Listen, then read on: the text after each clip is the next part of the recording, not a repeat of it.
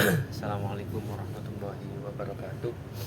Perkenalkan, nama saya Hikal Mustafa, kelas PAI G semester 1, dengan nomor tim 2025 010261. Pada video kali ini saya akan menjelaskan definisi bahagia menurut Imam Al-Ghazali dalam kitabnya, yaitu Qimiatus Sa'adah. Mungkin dari kita sering mensalahartikan bahwa apa sih itu kebahagiaan. Apakah yang dimaksud bahagia bagi kita adalah tumpukan harta atau jabatan yang tinggi, atau bahkan pujian sesama manusia? Apakah itu yang dimaksud definisi kebahagiaan? Tentu tidak menurut Imam Al-Ghazali dalam kitabnya tersebut. Karena seringkali hal-hal tersebut kita merasa hampa dan kosong. Imam Al-Ghazali sendiri menyebutkan dalam kitabnya Qimiatus Sa'adah tadi bahwa kebahagiaan sejati tidak datang dari dunia yang fana ini, tapi kebahagiaan sejati itu datang dari jiwa yang tenang, hati yang bersih, yang terhubung kepada Allah Subhanahu wa Ta'ala. Bahagia itu sederhana.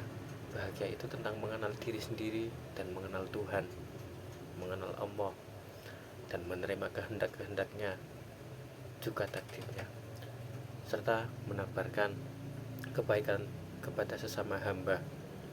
Kadang kita sering berpikir bahwa Tuhan itu terlalu jauh, tetapi nyatanya tidak, hanya kita yang terlalu ramai.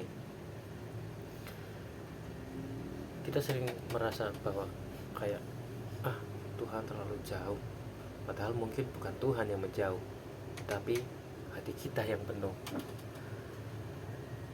oleh ambisi, penuh oleh luka yang belum selesai, dan penuh oleh suara manusia sampai lupa mendengar suara langit. Kita sekarang hidup di zaman dimana sunyi dianggap menakutkan, diam dianggap tidak produktif, padahal justru disitulah Tuhan sering menyapa. Imam Al-Ghazali juga menyebutkan, pernah bilang dalam kitabnya, hati itu seperti cermin. Jika ia kotor oleh dunia, ia tidak mampu memantulkan cahaya ilahi. Bukan karena cahaya itu redup. Cahaya di sini yang dimaksud cahaya Tuhan. Bukan karena cahaya itu redup, tetapi karena cerminnya tertutup oleh debu.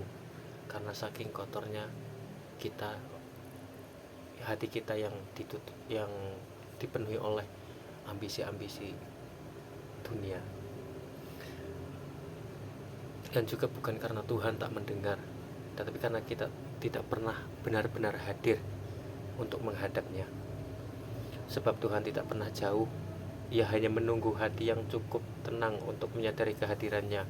Dan mungkin kedekatan dengan Tuhan bukan tentang seberapa keras kita memanggil, tetapi seberapa sunyi kita bersedia mendengar. Sebelum kita sibuk mencari jawaban di luar, cobalah temui dirimu dalam ruang sunyi. Karena dalam hidup ini banyak orang lelah bukan karena hidup terlalu berat, tetapi karena terlalu lama menghindari percakapan dengan dirinya sendiri. Kamu sibuk menjadi versi yang diterima, tapi lupa dengan versi kamu yang jujur. Padahal tidak semua pertanyaan perlu dijawab di dunia, tidak perlu dijawab sekarang. Sebagian pertanyaan cukup dijawab di ruang sunyi antara hati dan nurani, lalu ditemani oleh Sang Ilahi. Cobalah temui dirimu sendiri, bukan untuk menghakimi, tetapi untuk memahami arti kebahagiaan, agar kita bisa hidup bahagia, tenang, damai.